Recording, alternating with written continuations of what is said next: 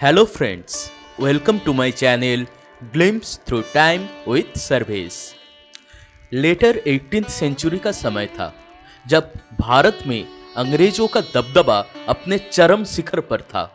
वे बस हमें लूट ही नहीं रहे थे, वो हमारे मर्यादा और स्वाभिमान को रोज पैरों तले कुचल रहे थे। वो एक ऐसा अंधकारमय दौर था मानो भारत माता के आसमान में आजादी का सूर्योदय कभी संभव ही नहीं। उसी अंधकारमय समय में 1897 के 23 जनवरी लॉयर जानकीनाथ बोस और मिसेस प्रभावती बोस के घर एक युग पुरुष का जन्म हुआ, जो आगे चल के अपनी ही कही गई बातों को सच साबित किए कि एक व्यक्ति एक विचार के लिए मर सकता है, लेकिन वह विचार उसके मृत्यु के बाद हजारों जीवन में अवतरित होगा। वे कोई और नहीं, महान नेताजी सुभाष चंद्र बोस थे। आज हम उनकी जीवन से जुड़ी कुछ रोचक कहानियां सुनेंगे और जानने की कोशिश करेंगे कैसे उन्होंने अकेले अपने दम पर पूरी फौज बनाई और भारत माता को पहली आजादी भी दिलाई। तो चलिए शुरू करते हैं।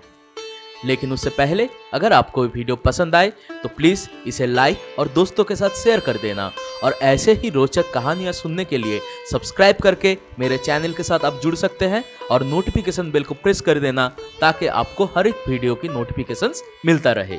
तो चलिए आज का वीडियो शुरू करते हैं। नेताजी बंगाल प्रोविंस के ओडिशा डिवीजन के कटक में जन्म ग्रहण किए।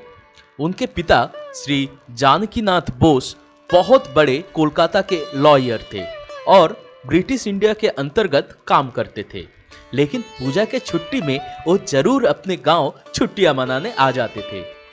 बचपन से ही सुभाष को पढ़ाई में काफी रुचि थी और वे हमेशा अपने बड़े भाइयों के साथ स्कूल जाने की जिद करते थे, तो उनके पिता उन्हें कटक के एक मिशनरी स्कूल में भर्ती कर दिए, जहाँ पे ज्यादातर यूरोपियन और एंग्लो इंडियंस बच्चे पढ़ते थे और वहाँ बस इंग्लिश में ही पढ़ाई होती थी। उनके पिता चाहते थे कि वे बहुत अच्छी तरीके से अंग्रेजी सीख और बोल पाए, बट सुभाष को तो पहले से ही ये अंग्रेजी कायदे पसंद नहीं थे और वे हमेशा उनसे ज्यादा अपनी माता के पास रामायण और महाभारत की कहानियां सुनना पसंद करते थे और हमेशा असहाय लोगों की सेवा करने की कोशिश में रहते थे। 1909 में 12 साल के उम्र में सुभाष अपने बड़े भाइयों की तरह कटक रबिन्सो कॉलेजिएट स्कूल में भर्ती हुए। यहाँ वे बंगाली एंड संस्कृत के साथ साथ वेद और उपनिषद की भी चर्चा करते थे। वे स्वामी विवेकानंद से भी बहुत प्रभावित हुए थे। इन सबके साथ साथ वो एक ब्रिलियंट स्टूडेंट भी थे। उन्होंने 1912 में यूनिवर्सिटी ऑफ कलकत्ता के मैट्रिकुलेशन एग्जाम्स में द्वितीय स्थान भी अर्जन किया। 1913 में उन्होंने कोलकाता के प्रेसिडेंसी कॉलेज में फिलोसॉफी सब्जेक्ट लेकर एडमिशन ली। वहां हेमंत कुमार सरकार के साथ उनकी बहुत गहरी दोस्ती हो गई और वो दोनों स्पिरिचुअलिटी को लेकर बहुत ही गहराई से अध्ययन करने लगे। एक वक्त ऐसा आया वो दोनों बिना किसी को बताए नॉर्थ इंडिया में गुरु के खोज में निकल पड़े। सबको लगा वो दोनों घर छोड़ के सन्यास ले लिए, लेकिन कुछ महीने बाद वो लौट आए और सुभाष फिर से प्रेसिडेंसी कॉलेज में दाखिला ली, पर वो अब पढ़ाई के साथ साथ स्टूडेंट जर्नलिज्म और डिबेटिंग भी करने लगे। उस दौर में अंग्रेज प्रोफेसर्स इंडियन स्टूडेंट्स के साथ बहुत ही दुर्व्यवहार करते थे और हमेशा उन्हें सबके सामने नीचा दिखाते थे।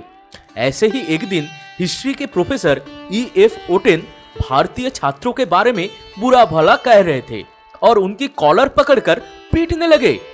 अब दिया लेकर सूरज को जलाने जाओगे तो खुद ही जल जाओगे।